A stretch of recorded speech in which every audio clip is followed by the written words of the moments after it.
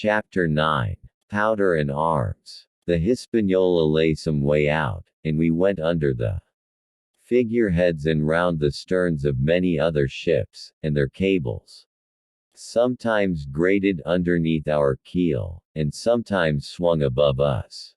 At last, however, we got alongside, and were met and saluted as we stepped aboard by the mate, Mr. Arrow, a brown old sailor with earrings in his ears and a squint.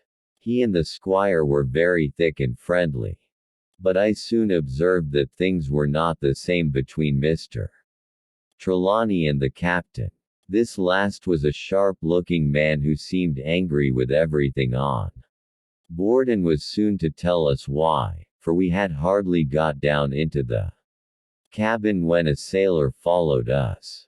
"Captain Smollett, sir, says to speak with you," said he. "I am always at the captain's orders." "Show him in," said the squire. The captain, who was close behind his messenger, entered at once and shut the door behind him. "Well, Captain Smollett, what have you said?" "All well, I hope. All shipshape and seaworthy."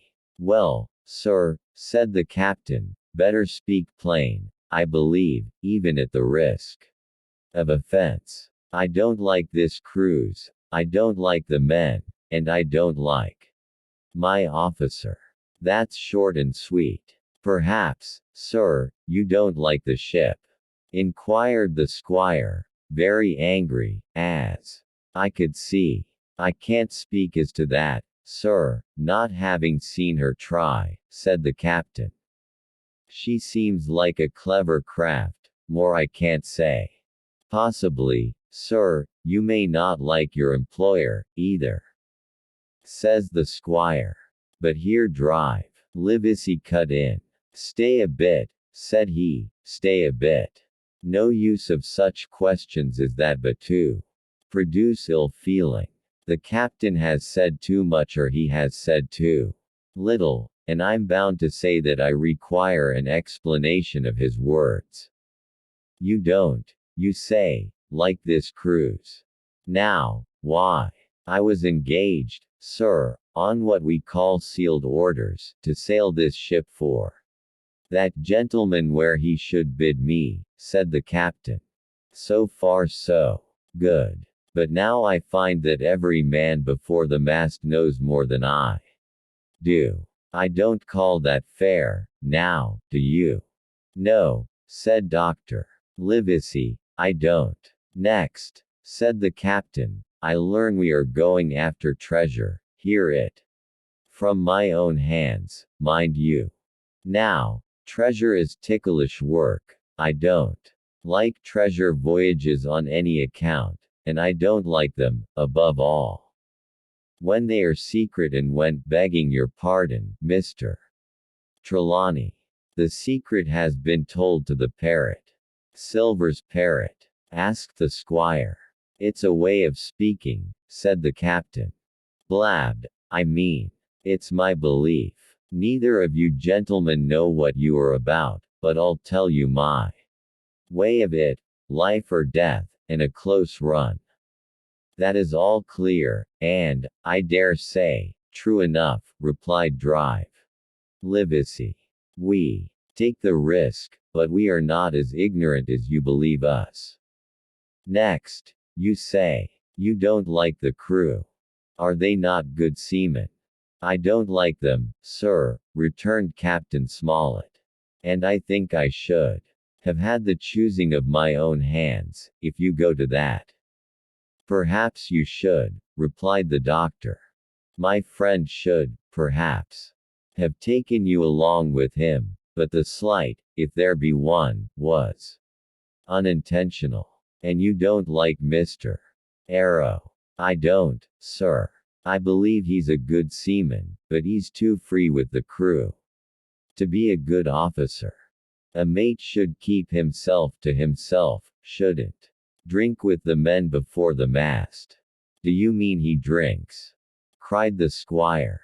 "No, sir," replied the captain, "only that he's too familiar." Well, now, and the short and long of it, Captain? Asked the doctor. Tell us what you want. Well, gentlemen, are you determined to go on this cruise? Like iron, answered the squire. Very good, said the captain. Then, as you've heard me very patiently, saying things that I could not prove, hear me a few more words. They are putting the powder and the arms in the forehold. Now, you have a good place under the cabin, why not put them there? First point. Then, you are bringing 4 of your own people with you, and they tell me some of they are to be berthed forward. Why not give them the berths here, beside the cabin? Second point. Any more? Asked Mr. Trelawney. One more, said the captain. There's been too much blabbing already. Far too much, agreed the doctor. I'll tell you what I've heard myself, continued Captain Smollett, that you have a map of an island, that crosses on the map to show where treasure is, and that the island lies, and then he named the latitude and longitude exactly. I never said that, cried the squire, to a soul. The hands know it, sir, returned the captain. Livesey, that must have been you or Hawkins, cried the squire. It doesn't much matter who it was, replied the doctor. And I could see that neither he nor the captain paid much regard to Mr. Trelawney's protestations. Neither did I, to be sure, he was so loose a talker, yet in this case I believe he was really right in that nobody had told the situation of the island.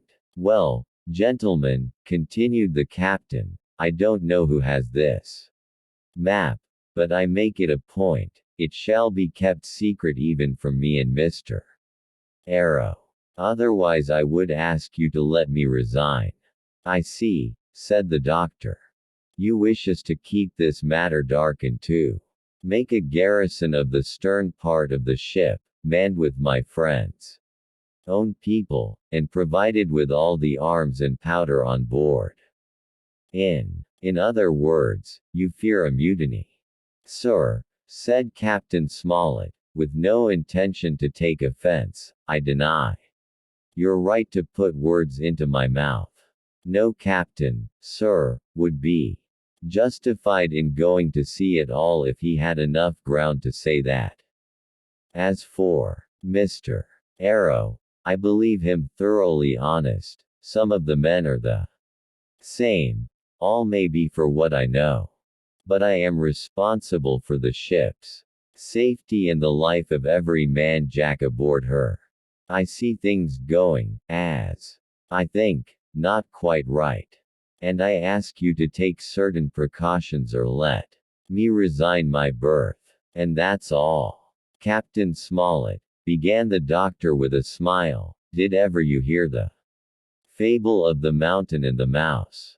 You'll excuse me, I dare say, but you remind me of that fable.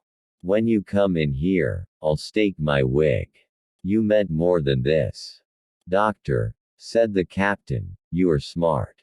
When I came in here I meant to get discharged. I had no thought that Mr. Trelawney would hear a word. No more I would, cried the squire. Had Livesey not been here I should have seen you to the deuce. As it is, I have heard you. I will do as you desire, but I think the worse of you. That's as you please, sir, said the captain. You'll find I do my duty. And with that he took his leave. Trelawney, said the doctor, contrary to all my notions, I believed you have managed to get 2 honest men on board with you, that man and John Silver. Silver, if you like, cried the squire, but as for that intolerable humbug, I declare I think his conduct unmanly, unsailorly, and downright un-English. Well, says the doctor, we shall see. When we came on deck, the men had begun already to take out the arms and powder, yo-hoing at their work, while the captain and Mr. Arrow stood by superintending. The new arrangement was quite to my liking. The whole schooner had been overhauled. 6 berths had been made astern out of what had been the after part of the main hold, and this set of cabins was only joined to the galley and forecastle by a sparred passage on the port side. It had been originally meant that the captain, Mr. Arrow, Hunter, Joyce, the doctor, and the squire were to occupy these 6 berths. Now Redruth and I were to get 2 of them, and Mr. Arrow and the captain were to sleep on deck in the companion, which had been enlarged on each side till you might almost have called it a roundhouse. Very low it was still, of course, but there was room to swing 2 hammocks, and even the mate seemed pleased with the arrangement. Even he, perhaps, had been doubtful as to the crew, but that is only guess, for as you shall hear, we had not long the benefit of his opinion. We were all hard at work, changing the powder and the berths, when the last man or 2, and Long John along with them, came off in a shore boat. The cook came up the side like a monkey for cleverness, and as soon as he saw what was doing, "So ho, mates," says he. "What's this?" "We're a changing of the powder, Jack," answers one. "Why, by the powers," cried Long John, "if we do, we'll miss the morning tide." "My orders," said the captain shortly. "You may go below, my man. Hands will want supper." "Aye, aye, sir," answered the cook, and touching his forelock, he disappeared at once in the direction of his galley. "That's a good man, Captain," said the doctor. "Very likely, sir," replied Captain Smollett. "Easy with that, men, easy."